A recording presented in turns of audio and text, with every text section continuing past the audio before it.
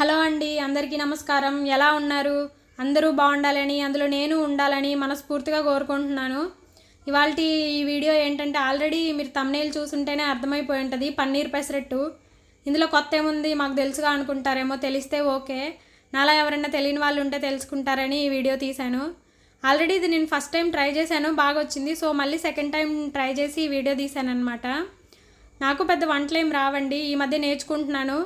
అలా నేర్చుకొని ట్రై చేసిందే ఇది కూడా. ఏది నేర్చుకున్నా కొంచెం హెల్తీగా ట్రై చేస్తుంటానన్నమాట. ఇది కూడా అలాంటిదే.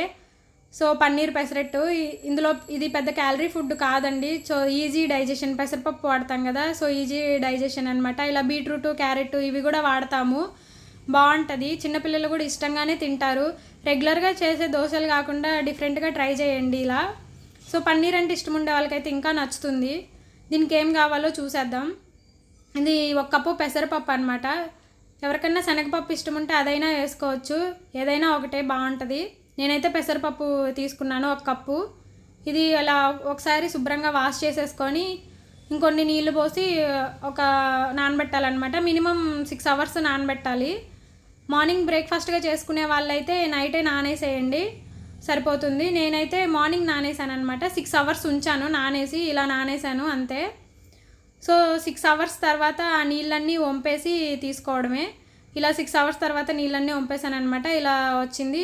దీంట్లో ఒక 3 పచ్చిమిరపకాయలు వేసాను, తర్వాత 3-4 అల్లం ముక్కలు వేసాను అనమాట. ఇది ఇంకా మిక్సీ వేసుకోవడమే ఇట్లా వేసి. ఈ పచ్చిమిరపకాయలు ఇలా అల్లం వేయడం వల్ల ఫ్లేవర్ బాగుంటుంది కొంచెం.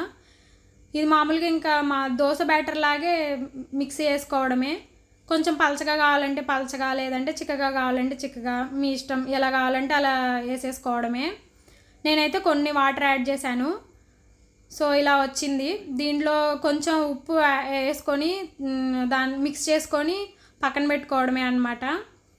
సో కొంచెం తక్కువ సాల్టే తింటాం మేము, అందుకే కొంచెం జస్ట్ లైట్గా, అంటే ఒక 1/2 టేబుల్ స్పూన్ సాల్ట్ వేసాను అంతే. ఇదంతా ఇట్లా వేసి సాల్ట్ అంతా దాంట్లో మిక్స్ అయ్యేలాగా ఇలా కలిపేసుకొని పక్కన పెట్టేసేయాలమే. అంతలోపు మనం పన్నీరు రెడీ చేసుకోవాలన్నమాట.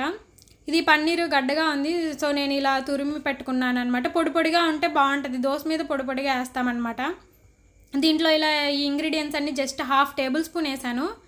అవి ఉప్పు, కారం, జీలకర్ర పొడి, గరం మసాలా, చాట్ మసాలా అనమాట. ఈ 5 ingredients just 1/2 table spoon add చేశాను అంతే, ఎక్కువ చేయలేదు. ఈ పన్నీర్ కూడా క్వాంటిటీ కావాలంటే అది ఒక 150 గ్రామ్స్ ఉంటుందండి, ఎగ్జాక్ట్గా తెలియాలంటే. అందుకని చెప్తున్నా, నేను లెక్కేసి వేయలేదు, కొలత పెట్టేయలేదు, అట్లా వేసాను. బట్ అంత ఉంటుంది అది అంతే. సో ఇవన్నీ ఇంగ్రీడియంట్స్ అన్నీ ఆ పన్నీర్కి పట్టేలాగా అదంతా మిక్స్ చేసుకొని పక్కన పెట్టేసుకోవడమే. ఒక 2-3 మినిట్స్ పక్కన పెడతాం అంతే. అంతలోపు దోశ వేసుకుంటామన్నమాట. ఇలా ప్యాన్ పెట్టుకొని దోశ వేసుకోవడమే. ఇది నేను కొంచెం పలచగా వేసాను దోశ, ఎందుకంటే మనం ఒకవైపే కాలుస్తాము, రెండో వైపు కాల్చము, అందుకే కొంచెం పలచగా వేసాను. చిన్న దోశ, పెద్దది కూడా కాదు. లో ఫ్లేమ్లోనే ఉంచుతామన్నమాట, లేదంటే మీడియం ఫ్లేమ్. హై ఫ్లేమ్ ఉంచితే మాడిపోయిద్ది. సో దోశ కూడా చిన్నదే వేసాను. దాని మీద బటర్ వేసాను అనమాట. కొంచెం ఆయిల్ అయినా వేసుకోండి, పర్లేదు. నేనైతే రెండిటితో ట్రై చేశాను, ఏదైనా ఒకేలా ఉంది, పెద్ద డిఫరెన్స్ ఏం లేదు. ఇట్లా దీనిపైన మళ్ళీ ఆల్రెడీ నేను తురిమి పెట్టుకున్నాను అనమాట, బీట్రూటు, క్యారెట్ అవి ముందే. మామూలుగా చిన్నపిల్లలు అవి కూర ఏమో చేస్తే తినరు కదా, ఉట్టిగా ఇస్తే అలా తినరు కదా, ఇట్లా దీనిపైన వేసిస్తే తినేస్తారనమాట. మనకు కూడా కొంచెం వాళ్ళు తిన్నట్టు ఉంటుంది అని మనము హ్యాపీగా ఫీల్ అవుతాము. ఇట్లా వేయండి దోశల మీద. 2 వేసిన తర్వాత, బీట్రూట్, క్యారెట్ వేసిన తర్వాత కొంచెం పన్నీర్ వేస్తాము దానిపైన. నేనైతే పన్నీర్ ఒక 3 టేబుల్ స్పూన్స్ వేసాను అనమాట ఇక్కడ దీని మీద. నాకు కొంచెం పన్నీర్ అంటే ఇష్టమే, అందుకే కొంచెం ఎక్కువే వేసాను. మీ ఇష్టం, మీకు ఎట్లా కావాలంటే అలా వేసుకోండి. రుచికి మీకు ఎట్లా వేస్తే బాగుంటుంది అనిపిస్తే అలా వేసుకోండి. వేసిన తర్వాత ఇది కొంచెం ఈవెన్గా స్ప్రెడ్ చేశాను అనమాట. ఒకవైపే వేసాను సగానికి దోశకి, ఇంకో సగం దోశ దానిపైన ఇట్లా మడిచేస్తామన్నమాట, అందుకని సగం వేసాను. ఇది కొంచెం ఒక 2-3 మినిట్స్ మగ్గింది అని అనిపించిన తర్వాత మడత పెట్టేస్తామన్నమాట. దీనిపైన కావాలంటే ఇప్పుడు కూడా కొంచెం ఆయిల్ వేసుకోండి, లేదంటే అవసరం లేదు.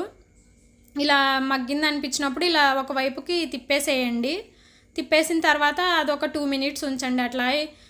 అంటే లోపల పన్నీరు అవి వేసాం కదా, బీట్రూట్, క్యారెట్, అవి కూడా కొంచెం ఉడికినట్టు అట్లా ఉంటుంది, తినడానికి బాగుంటుంది కదా, అందుకు ఇట్లా తిప్పేసి ఇంకో 2 మినిట్స్ ఉంచండి, అంతే సరిపోతుంది.